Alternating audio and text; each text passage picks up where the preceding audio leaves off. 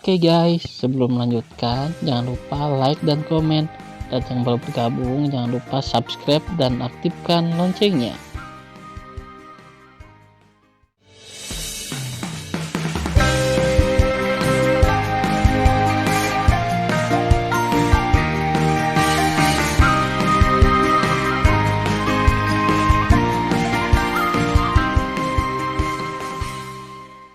Episode 37.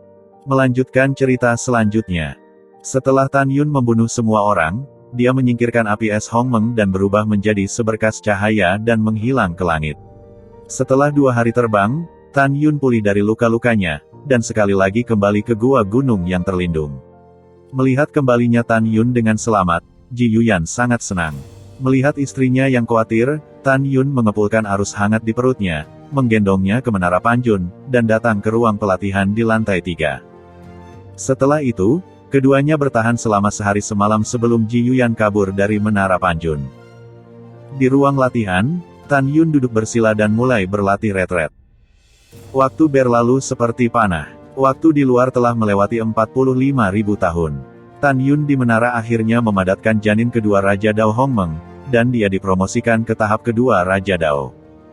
Di lantai 2 Menara Panjun, di ruang pelatihan No. 9, Yu Yunxi, yang sudah menjadi lapisan pertama ranah Kasiar Tao, tiba-tiba gemetar dengan tubuh lembutnya duduk bersila. Untaian darah ungu merah muncul di wajahnya yang bisa dihancurkan oleh bom. Dia tampak kesakitan dan berkeringat seperti hujan. Ah! Yu Yunxi mengeluarkan suara menyakitkan yang tak terbendung, yang tidak didengar oleh siapapun karena kedap suara di ruang pelatihan. Om! Tiba-tiba, tubuh Yu Yunxi dipenuhi aura yang penuh dengan pembunuhan dan pembunuhan. Saat dia membuka matanya, pupil matanya menjadi merah darah dan haus darah. Pada saat ini, dia merasa darah di tubuhnya akan mendidih. Jika dia bisa melihat ke dalam tubuhnya, dia akan terkejut menemukan bahwa darah di tubuhnya telah berubah menjadi lavender. Pada saat yang sama, di kedalaman pikirannya, sebuah monumen ungu muncul. Kata, segel ajaib, tertulis di monumen itu. Sakit, sakit aku. Yu Yunxi jatuh ke tanah kesakitan, menangis dan berguling-guling dengan rambutnya yang acak-acakan. Ketika dia berguling ke sudut ruang pelatihan, dia meringkuk di tanah, menggigil, dan badai energi seperti gunung dan lautan memenuhi tubuhnya yang lembut dan tanpa tulang, menyebabkan seluruh ruang pelatihan runtuh. Apa? Tiba-tiba, Yu Yunxi mendongak dan berteriak, matanya yang indah menjadi merah tua, terutama pupilnya, yang menyusut dengan cepat, memancarkan cahaya ungu yang aneh. Tanda teratai ungu muncul di tengah alisnya. Pada saat yang sama, kukunya di tangan Qian Qianyu tiba-tiba menjadi lebih panjang, dan rambut hitamnya berubah menjadi merah darah. Darahnya menari, pupil sihirnya memancarkan kilau haus darah, perlahan-lahan menjadi hampa di dalam haus darah. Pada saat ini, Yu Yunxi merasa seolah-olah dia adalah penguasa dunia ini, mampu mencabik-cabik segalanya dan membunuh segalanya. Dengan 5 jari di tangan kanannya, Yu Yunxi tiba-tiba menepuk tanah. Saat tubuhnya terangkat ke udara, dia tiba-tiba jatuh ke tanah dan pingsan. Rambut merahnya berubah dengan cepat, darah di tubuhnya menjadi tenang, dan pupilnya kembali ke warna aslinya. Kecuali wajahnya yang pucat, sepertinya tidak ada yang terjadi sebelumnya. Tetapi yang sangat mengejutkan adalah dia meninggalkan sesuatu. Artinya, dia hanya menamparkan tanah dengan 5 jari, dan ketika dia naik ke udara, tanda tangan batu gioknya tercetak di tanah. Meskipun jejaknya sangat dangkal, namun sangat jelas. Anda tahu bahwa pagoda Panjun yang diberikan Fang Zixi kepada Tan Yun adalah artefak Tao terbaik. Bahkan jika Tan Yun sekarang memadatkan Hong Meng Dao Jia, dia tidak dapat meninggalkan jejak di bawah kekuatan penuhnya. Tapi bagaimana dengan Yu Yunxi? Ketika dia baru saja kehilangan akal, dia menekan tangannya dan dia membuat sidik jari. Ini terlalu menakutkan. Saya tidak tahu berapa lama, wajah Yu Yunxi kembali normal ketika dia berbaring di ruang pelatihan. Dia membuka matanya perlahan sementara bulu matanya yang panjang berkibar. Dia duduk dengan rambut acak-acakan, dan Qian Qianyu mengusap kepalanya yang sakit dengan tangannya, dan berkata dengan lelah, beginilah aku, kepalaku pusing. Tiba-tiba, Yu Yunxi memikirkan sesuatu, tubuhnya yang halus bergetar, mengingat adegan yang baru saja terjadi, dia panik dan menggelengkan kepalanya dengan keras. Aku tidak ingin menjadi iblis. Manusia. Jika aku menjadi iblis, aku akan kehilangan dia. Aku tidak mau. Aku tidak mau. Air mata Yu Yunxi menetes, dan dia patah hati. Sampai saat ini, dia tidak menyadari jejak telapak tangannya di tanah. Aku tidak ingin menjadi iblis, aku tidak ingin kehilangan dia, aku benar-benar tidak mau. Air mata Yu Yunxi mengaburkan penglihatannya, dan pikiran untuk menjadi iblis di masa depan, dan bahkan kehilangan akal sehatnya, menyakiti Tan Yun, membuatnya lebih menyakitkan. Pada saat yang sama, di ruang pelatihan di lantai 3, Tan Yun, yang baru saja dipromosikan ke tahap kedua ranah Raja Dao dan bersiap untuk berlatih, merasa sedikit gelisah karena suatu alasan. Dia membuka matanya, melepaskan pengetahuan ketuhanannya dan mulai melihat gadis-gadis itu. Setelah memeriksa, dia menemukan bahwa tidak ada yang baik-baik saja, kecuali Yu Yun meringkuk dan menangis di sudut. Gadis ini 80% rindu kampung halaman. Tan Yun memikirkan hal ini, menghilang begitu saja di ruang kultivasi diri, dan kemudian muncul di luar ruang pelatihan Yu Yunxi. Ledakan. Tan Yun mendorong pintu ruang latihan dan melangkah masuk. Setelah mengetahui bahwa orang itu adalah Tan Yun, Yu Yunxi yang sedang meringkuk di sudut, buru-buru menyeka air matanya, berdiri, dan berkata dengan senyum yang kuat, "Tan Yun, kenapa kamu ada di sini?" "Gadis bodoh, kamu menangis dan kamu rindu rumah, kan?" Tan Yun mendatangi Yu Yunxi dengan permintaan maaf di wajahnya, "Maaf membuatmu mengikutiku begitu lama, takut kamu tidak bisa pulang." "Tidak, ini bukan seperti yang kamu pikirkan." Yu Yunxi menggelengkan kepalanya dan berkata sambil tersenyum, "Aku tidak merindukan rumah. Aku merasa sangat senang bersamamu. Aku memang menangis tadi, tapi itu tidak ada hubungannya denganmu. Aku baru saja mengalami mimpi buruk dan terbangun dalam mimpi." "Benar-benar?" Tan Yun mempertanyakan matanya. "Tentu saja itu benar." Yu Yunxi berpura-pura tulus, "Kapan aku berbohong padamu?" "Iya, aku percaya itu kamu." Ketika Tan Yun berbicara, dia bisa melihat bahwa dia sedang berpikir dalam-dalam dari sorot mata Yu Yunxi. "Iya." Yu Yun tersenyum, mendorong Tan Yun dan berkata, "Kamu, mundurlah, kelompok wanita lemah kami masih mengandalkanmu." "Oke, kalau begitu aku pergi." Tan Yun tersenyum dan berbalik, mengambil beberapa langkah, dan menoleh ke belakang, Yunxi. "Tan Yun." Pada saat yang hampir bersamaan, Yu Yunxi dengan ringan membuka mulutnya. "Kamu bicara dulu. Kamu bicara dulu."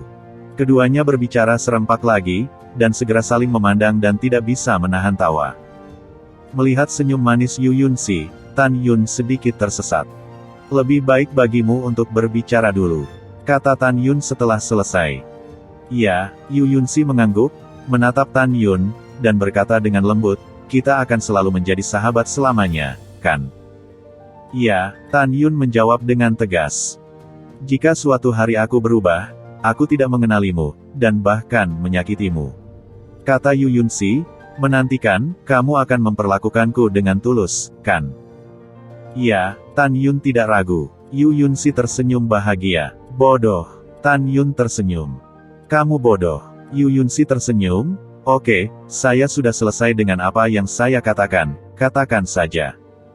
Tan Yun berpikir sejenak, dan berkata dengan sungguh-sungguh, "Yunxi, yang ingin saya katakan adalah, apapun yang terjadi, Anda harus memberitahu saya bahwa tidak ada hambatan di dunia ini.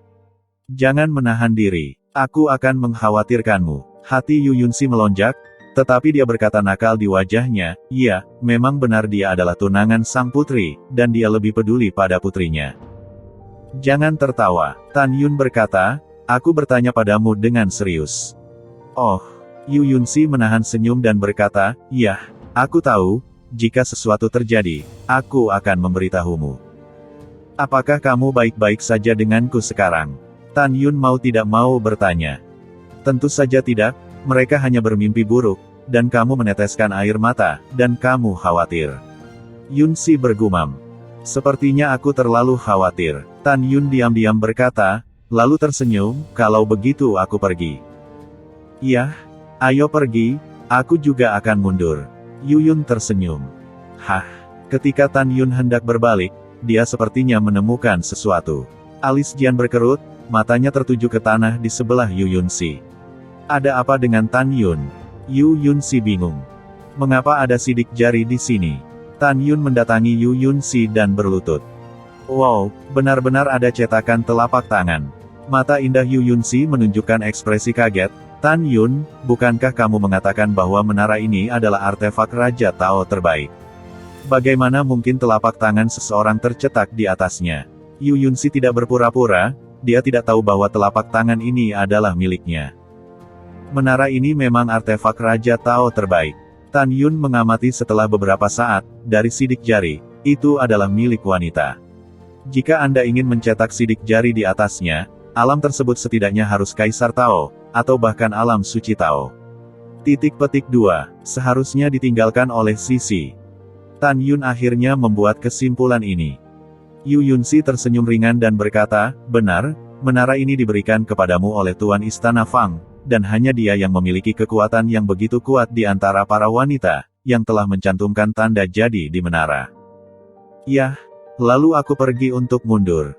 Tan Yun dan Yu Yunsi mengobrol sebentar, dan setelah Yu Yunsi melihat Tan Yun pergi, senyum di wajahnya menghilang. Ambil satu langkah dan hitung satu langkah. Aku hanya berharap nanti, aku akan ditemukan olehnya sebagai iblis. Yu Yun menghela nafas dan duduk bersila dan mulai berlatih mundur. Tiba-tiba, dia terkejut menemukan bahwa kecepatan dia menelan ki leluhur di menara 3 kali lebih cepat dari sebelumnya. Bagaimana ini bisa terjadi? Yu Yunsi bingung pada awalnya, dan kemudian menebak bahwa itu mungkin menjadi alasan melonggarnya segel sihir di benaknya. Jika tanda ajaibnya hilang suatu hari nanti, aku khawatir aku akan menjadi penyihir. Aku harap hari itu akan datang nanti, dan aku ingin lebih menemaninya. Tidak diragukan lagi, Yu Yunsi diam-diam menyukai Tan Yun selama ratusan ribu tahun. Dalam hatinya, Tan Yun paling tidak mau menyerah. Ini adalah pria pertama yang membuatnya tergoda. Setelah Tan Yun kembali ke ruang pelatihan lantai 3, dia duduk bersila dengan niat membunuh yang tak ada habisnya di matanya. Sekarang aku adalah tahap kedua dari ranah Raja Dao, dan balas dendamku tidak akan terlalu jauh. Semua musuhku, cepat atau lambat, aku akan membiarkan kalian semua menghilang ke sungai panjang sejarah, biarkan kalian semua dikubur bersama bangsaku. Setelah mengambil keputusan, Tan Yun menarik napas lega dan dengan cepat mencapai keadaan di mana hatinya seperti air yang tenang, dan mulai berlatih mundur. Waktu berlalu, dengan jentikan jarinya, dunia luar telah melewati 48.000 tahun. Tan Yun, duduk bersila, terkejut, aura tirani meresap, tetapi janin Raja Hong Meng Tao ketiga terkondensasi di kolam spiritual. Dipromosikan ke lapisan 3 ranah Tao. Pada tahun-tahun berikutnya, Tan Yun menghabiskan 52.000 tahun lagi untuk memadatkan janin keempat Raja Tao Hong Meng, dan dia dipromosikan ke tingkat keempat Raja Tao. Butuh 57.000 tahun untuk dipromosikan ke tingkat kelima dari ranah Raja Tao. Butuh 63.000 tahun untuk dipromosikan ke lapisan ke-6 ranah Raja Dao. Butuh 70.000 tahun untuk melangkah ke lapisan ke-7 dari ranah Raja Dao. Butuh 78.000 tahun untuk melangkah ke lapisan ke-8 ranah Raja Tao. Butuh 87.000 tahun untuk memasuki lapisan ke-9 dari ranah Raja Dao. Butuh 98.000 tahun untuk melangkah mencapai kesempurnaan agung ranah Raja Tao. Pada akhirnya, butuh 18.000 tahun lagi, dan akhirnya menyentuh penghalang ranah Kaisar Tao. Tan Yun tiba-tiba membuka matanya, dan mata bintangnya mengungkapkan kegembiraan yang tak terbendung. Retak. Karena dia tidak menggerakkan tubuhnya terlalu lama, kepalanya sedikit bergerak, dan terdengar suara tulang yang tersentak-sentak. Tan Yun berpikir sejenak dan berkata, menghitung waktu, saya pergi dari tahap kedua ranah Tao sampai saya menyentuh penghalang ranah Kaisar Tao.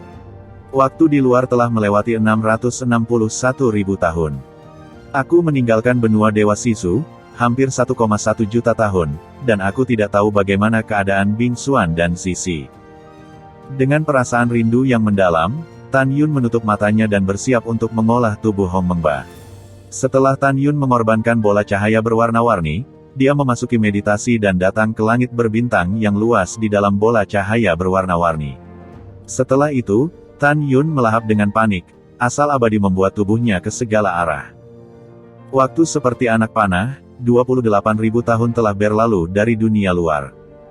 Tan Yun telah menyelesaikan budidaya tubuh Hong Mengba, dan sekarang tubuh Hong Mengba telah menyelesaikan budidaya tahap puncak Raja Dao, yang berarti dia dapat merobek senjata Raja Dao terbaik dengan tangan kosong.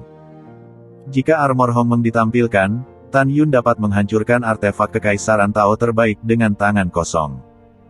Setelah Tan Yun berdiri, dia bergumam pada dirinya sendiri, karena saya telah menyelesaikan kultivasi puncak peringkat tubuh Raja Tao tubuh Tuan Hong Meng, sekarang tubuh saya dapat mencapai 240.000 kaki. Sekarang ranahku telah meroket, dan tubuh fisikku menjadi lebih kuat. Jiwa Raja Hong Meng Daoku sebanding dengan ranah kesempurnaan Agung Kaisar Tao. Dengan kekuatan tantangan lompatan saya saat ini, saya pasti bisa membunuh dari ranah suci Tao. Jika saya menggunakan semua cara, saya mungkin tidak takut dengan ranah suci Dao. Haruskah aku meninggalkan benua Dongsu sekarang? Atau, jika kamu terus menerobos ranah, mundur untuk meningkatkan kekuatanmu, dan kemudian kembali benua Shizu, lebih aman untuk pergi. Tan Yun yang ragu-ragu, meninggalkan lantai 3 dan datang ke lantai 1, memanggil para gadis, ingin mendengar pendapat mereka. Setelah beberapa diskusi, Tan Yun memutuskan untuk mundur di kota Dewa Taidou, dan ketika wilayahnya meningkat pesat, dia memimpin gadis-gadis itu untuk menghancurkan jalan berdarah dan meninggalkan benua Dewa Dongsu. Alasan terpenting keputusan Tan Yun adalah orang yang menemaninya adalah orang terdekat, dan dia tidak bisa mengambil risiko. Oleh karena itu, Tan Yun memutuskan untuk terus mundur. Melihat Tan Yun yang telah mengambil keputusan, Yu Yunxi berpikir bahwa dia telah diiblis lagi 30.000 tahun yang lalu. Dia sangat khawatir, cepat atau lambat dia akan menjadi iblis di depan Tan Yun. Yunxi, ada apa denganmu? Tan Yun berkata dengan prihatin, kulitmu sangat buruk. Oh, tidak apa-apa, Yu Yunxi tersenyum. Yah, tidak apa-apa. Tan Yun tersenyum dan berkata, kamu terus mundur, dan aku akan kembali setelah perampokan. Setelah meninggalkan kalimat, Tan Yun melangkah keluar dari Menara Panjun, dan setelah beberapa jam bersama Ji Yuyan di luar menara, dia terbang keluar dari gua dan terbang menuju kedalaman pegunungan. 4 musim bergantian, 2 tahun kemudian. Setelah berhasil melewati malapetaka, Tan Yun yang memasuki lapisan pertama ranah Kaisar Tao terbang kembali ke gua lagi, memasuki ruang pelatihan di lantai 3 Menara Panjun, dan terus berlatih gila. Bagi Tan Yun, dari alam fana ke alam abadi, ke alam dewa, ke alam leluhur tertinggi, dapat dikatakan bahwa ini adalah satu-satunya latihan tanpa rasa khawatir. Kali ini dia berlatih, dia tidak perlu khawatir tentang orang atau benda lain, dan dia tidak perlu khawatir apakah batu leluhur sudah cukup berlatih dengan ketenangan pikiran. Dan dalam 2 tahun penuh perampokan Tan Yun, Kaisar Agung Dongsu, Kaisar Agung Beizu, Kaisar Agung Nanzu, Huyanzang, tidak ada gambaran samar tentang Tan Yun di benaknya. Itu berarti bahwa bakat dan pemahaman Tan Yun menjadi semakin menentang langit, sehingga kekuatan teratas dari 4 kekuatan leluhur 4 dao besar tidak dapat lagi mengintip ke dalam adegan perampokan Tan Yun. Di hati 4 kekuatan besar, Tan Yun, sisa-sisa dewa kuno yang abadi, masih merupakan ranah Raja Dao.